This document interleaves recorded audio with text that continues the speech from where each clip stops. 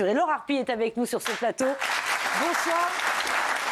Alors, vous êtes coach de vie et de finance. C'est-à-dire qu'en clair, je vous explique. L'inflation, l'envolée des prix, le gouvernement qui a présenté son projet de budget 2024. Évidemment, les mois qui vont suivre vont être un peu compliqués. On le sait, les prix de l'énergie. Mais qu'est-ce qui ne manque pas en fait aujourd'hui? Qu'est-ce qui ne grimpe pas? Les étiquettes s'envolent partout. On a besoin de vous, on a besoin de vos conseils pour essayer de faire des économies substantielles, parce que franchement, on s'en sort pas.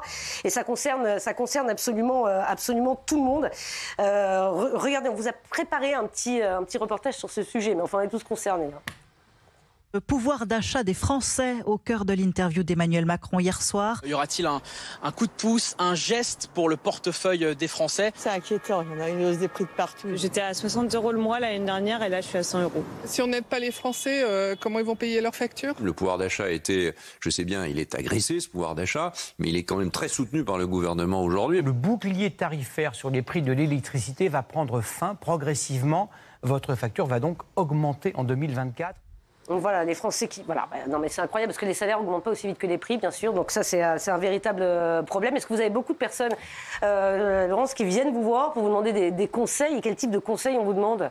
Oui, on me demande avant tout des conseils pour se sentir mieux. Parce que la première chose qui se passe, c'est l'angoisse qui monte. On voit les personnes, on parle d'agression, l'inquiétude monte. Et moi, la première chose que je veux dire, c'est qu'en effet, on est dans une situation de crise, on le subit tous. Et là, on a un choix, on a une opportunité peut-être de cesser de subir en s'intéressant à quelque chose auquel on ne s'intéresse peut-être pas forcément et suffisamment dans nos vies, qui s'appelle l'argent.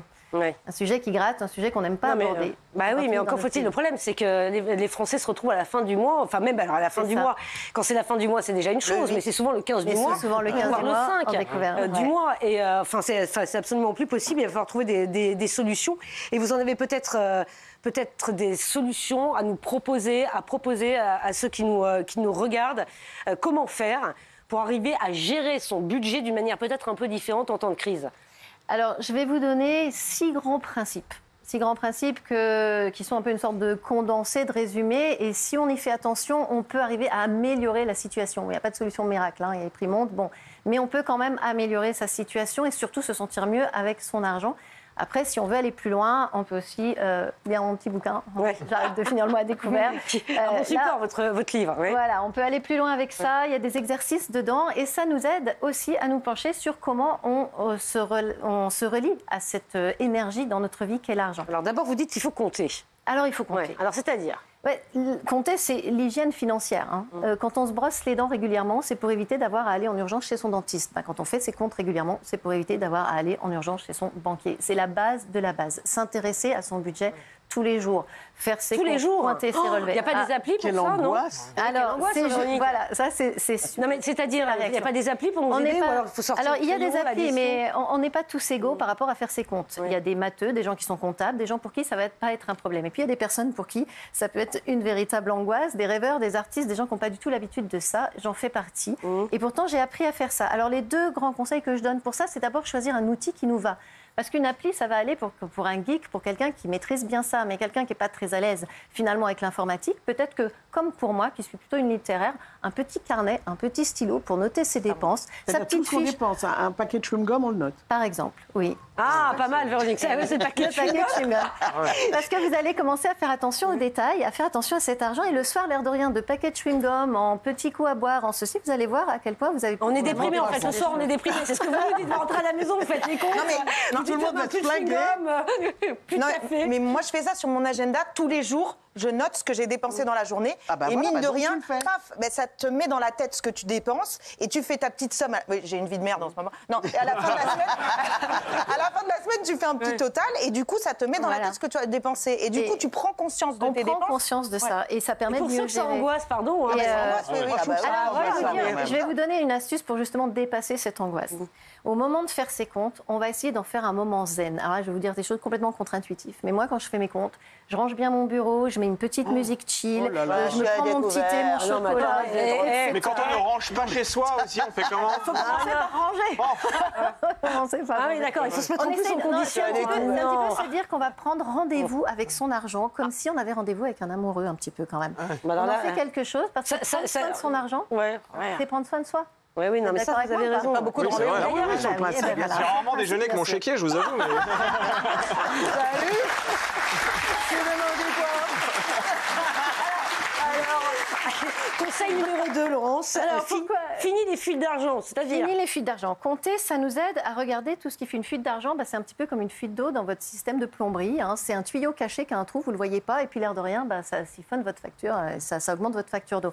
Nous, c'est pareil. Vous avez sur vos comptes, si vous ne faites pas votre pointage régulièrement, des abonnements à un magazine que vous n'utilisez plus. Vous savez, c'est de l'attention. C'est d'être attentif. Les fameuses applis, on vous dit le premier mois gratuit. On vous demande votre carte bleue. Et après, boum, c'est parti. Et c'est parti. Donc, ce genre de choses. Donc, ça, il faut faire attention. C'est le moment de repasser au crible vos contrats d'assurance, vos contrats de fournisseurs et de vérifier si vous ne pouvez pas trouver mieux chez la concurrence ou bien si vous n'avez pas des garanties dont vous n'avez plus besoin, qui augmentent aussi la facture. Tout ça, c'est le moment de le faire. Et puis, il y a d'autres formes de fuites. Alors ça, ce n'est pas des fuites d'argent direct, mais ça peut être les fuites d'énergie. Typiquement, l'eau sous la douche ou bien, par exemple, l'électricité le soir. Le vent sous les fenêtres. On laisse, ça par exemple aussi. Mais le soir, on va laisser l'ordi allumé, la box allumée, la télé allumée, l'antenne Bluetooth. Toutes les petits LED rouges le soir. Si on éteint tout, qu'on coupe, on débranche. Donc, il faut aller chercher chaque truc et le débrancher. Mais on va oui, Véronique, c'est comme ça. Voilà, il va falloir une leçon pour vous coucher, les volets, débrancher les prises. Mais oui, mais ça fait faire des économies substantielles. Oui, mais à force de tout éteindre, vous n'êtes pas pris beaucoup de murs. Parce que alors moi, depuis que j'éteins tout, j'arrête pas de me prendre des portes. Mais j'ai une bosse comme ça. Et du coup, je me suis dit, je vais tout éteindre. Et bam, Laurence, quand même, vous nous vendez une soirée de rêve. Alors déjà, on se met en condition pour faire ses comptes. Après, on éteint tout, vous voyez plus rien, vous prenez les murs pour aller vous coucher. Rendez-vous avec ton chéquier. Et un dîner aux chandelles avec un billet. Non, mais voilà. Non, mais il y a des lampes de poche à énergie solaire qui existent, que vous pouvez charger pendant la journée et le soir les avoir et sans avoir... Moi, j'ai une lampe frontale, sinon. Par exemple. J'en ai une aussi. C'est vachement bien, ça. Laurence, on vous taquine. On vous taquine. Donc, on se balade chez soi avec la lampe. Voilà, avec la lampe frontale solaire la nuit et c'est parfait. Ou alors on va y aller avec les allumettes, c'est peut-être un peu moins cher. Bon bref, alors, troisième conseil, les enveloppes. Faire des enveloppes, c'est ça? Alors, épargner, c'est-à-dire ne pas renoncer à son épargne. Parce que ça peut être le moment où, évidemment, on a tentation de dire on va prendre dans nos réserves pour maintenir. Non, mais attendez, c'est déjà un luxe de pouvoir. Voilà, exactement. Mais il ne faut pas renoncer à garder une petite réserve. Et ça, je vais vous expliquer pourquoi c'est important. Alors, déjà, comment on fait? On va faire la loi du pourcentage. C'est-à-dire, on gagne 1 000 €, on met 100 €, même 50 € de côté. Un petit montant. Pas se dire qu'on va faire des grosses économies. Et pourquoi ça sert de faire quand même des petites réserves? C'est pas une grosse épargne, mais c'est l'histoire de dire j'ai quand même quelque chose. C'est pas je suis toujours comme ça, j'ai vraiment rien, je suis pas capable d'épargner. Vous voyez, ça nous met pas dans un bon état d'esprit. Et l'état d'esprit qu'on a, c'est essentiel pour pouvoir se sentir bien avec l'argent. Donc on préserve quand même un petit peu d'épargne en mettant des petits montants de côté. Il faut quand même savoir que l'épargne, c'est de l'argent qu'on se donne à soi-même. La dépense, c'est de l'argent qu'on distribue aux autres. Il faut choisir. Bon, d'accord. Bon, alors, on fait le système du petit cochon, quoi. Alors voilà, mettre de l'argent quand on peut le faire. Quand on peut le faire. Revoir nos besoins. Voilà, on va voir qu'on peut toujours en fait le faire si on arrive. Et c'est ça, je trouve, cette opportunité quand même que nous donne cette crise, c'est de se poser les bonnes questions. Parce qu'il faut quand même savoir que la crise et l'inflation, elles se passent dans un contexte d'une société qui a tendance à surconsommer. C'est vrai. Et même à être dans des formes de dépendance. C'est-à-dire, Laurent, ça veut dire les bonnes questions. C'est quoi les bonnes questions? Quelles sont les bonnes questions qu'on doit se poser? Est-ce que j'ai vraiment besoin de ce que j'achète? Est-ce que quand je rentre dans le magasin, j'ai tendance à acheter des fois comme ça? Il y a des gens qui ont la lâchette aiguë. Alors ça, c'est une maladie, ça. Ça, c'est une vraie maladie et je vais en parler aussi. Bon, on peut en parler tout de suite si vous voulez. Les personnes qui ont des dépenses compulsives, donc émotionnelles, c'est une maladie, il y a une pathologie. Si on veut se faire aider pour ça, alors évidemment, on a le choix d'aller voir un psy, mais ça, c'est encore de l'argent qu'on dépense. Et sinon, j'ai quand même noté pour ces personnes, et je tenais à le dire, il y a une association qui existe, comme pour les alcooliques anonymes, ça s'appelle les débiteurs anonymes. Ah, les débiteurs, vachement bien, ça. C'est gratuit. Si vous êtes vraiment sur endettement, si vraiment vous ne pouvez pas vous empêcher de dépenser, eh bien faites appel. Ne restez pas seul avec ça parce que... Laurence, est-ce que la carte bleue que nous avons tous aujourd'hui, qu'on dégaine pour une baguette de pain, est-ce que ça pousse pas à consommer davantage en plus avec le sans contact? Oui, le sans contact. Sans contact, on y va. Et voilà, on est tous d'accord avec ça. Donc là, évidemment, le conseil, c'est de retirer des espèces. Je vais retirer 30 €, je mets 30 € dans mon porte-monnaie, je laisse ma carte bleue à la maison et je vais faire mes courses. Et avec mes 30 €... Je pleure.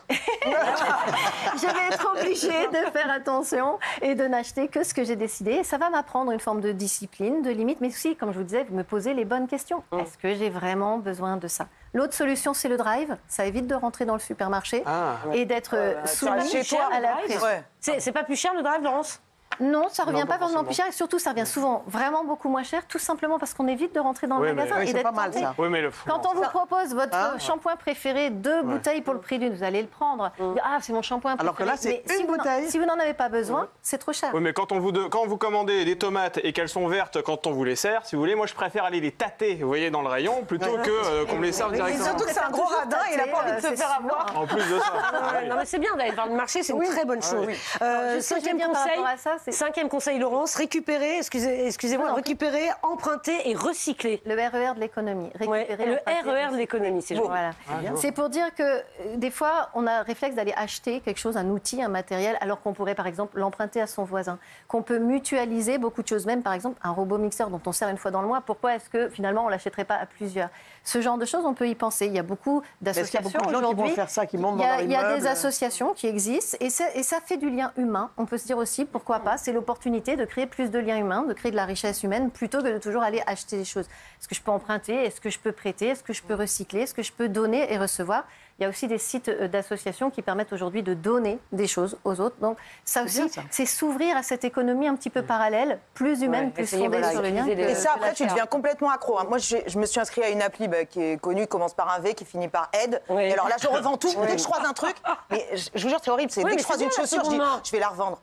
Je mets un prix et je suis comme ça. J'ai l'impression que je joue à un jeu et tout, mais- taquet. Bon, Voilà, voilà, c'est amusant aussi. Et puis, ça peut permettre d'arrondir ses fins de mois. Vous avez chez vous un objet que vous n'utilisez pas depuis longtemps. Ça sert à acheter moins cher. Ça sert à créer plus de liens avec d'autres personnes. Ça peut être sympa. Et tout ça, c'est dans votre livre? Ça permet aussi, oui, avec plein d'autres choses. Voilà. Et ça permet aussi de vendre. Est-ce que tu vas l'acheter, Véronique?